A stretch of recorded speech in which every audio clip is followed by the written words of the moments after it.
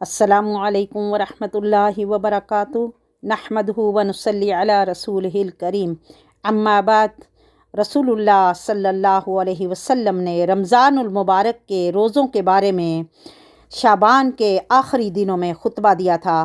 آپ صلی اللہ علیہ وسلم نے فرمایا، یا ایھا الناس قد اذلکم شہر عظیم شہر مبارک شہر فیہ لیلۃ خیر من الف شہر جعل اللہ صیامہ فریضۃ وقیام لیلہ تطوعا من تقرب فیہ بخصلۃ من الخیر۔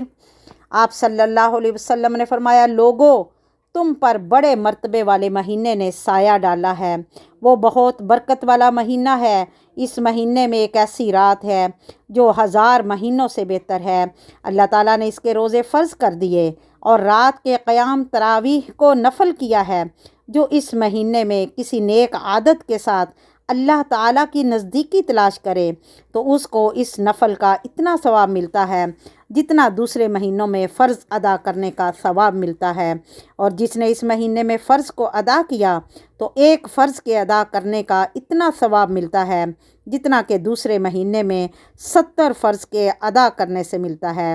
اور یہ صبر کا مہینہ ہے، اور صبر کا بدلہ جنت ہے، اور یہ غمخواری اور ہمدردی کا مہینہ ہے، اور یہ ایسا مہینہ ہے جس میں مومن کی روزی بڑھا دی جاتی ہے، اور جس نے کسی کا روزہ افطار کرا دیا تو اس کے بدلے میں اس کے گناہ معاف ہو جاتے ہیں، اور اس کی گردن آگ سے آزاد ہو جاتی ہے، اور اس کو اس روزے دار کے برابر ثواب ملتا ہے، اور روزہ دار کے ثواب میں سے کمی نہ ہوگی۔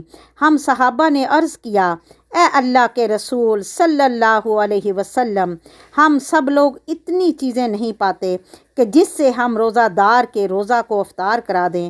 تو رسول اللہ صلی اللہ علیہ وسلم نے فرمایا، جو شخص ایک گھونٹ لسی یا ایک کھجور یا ایک گھونٹ پانی پلا کر کسی کا روزہ کھلوا دے گا تو اللہ تعالیٰ اس کو بھی اتنا ہی ثواب عطا فرمائے گا۔ جو روزہ دار کو پیٹ بھر کے کھلا پلا دے گا تو اللہ تعالیٰ اسے حوض کوثر سے سیراب کرے گا، جو کبھی بھی پیاسا نہ ہوگا یہاں تک کہ وہ جنت میں چلا جائے گا۔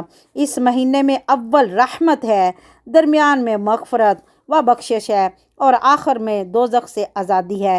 جو اس مہینے میں اپنے غلام و خادم اور نوکر سے کم کام لے گا تو اللہ تعالیٰ اس کو بخش دے گا اور جہنم سے آزاد کر دے گا۔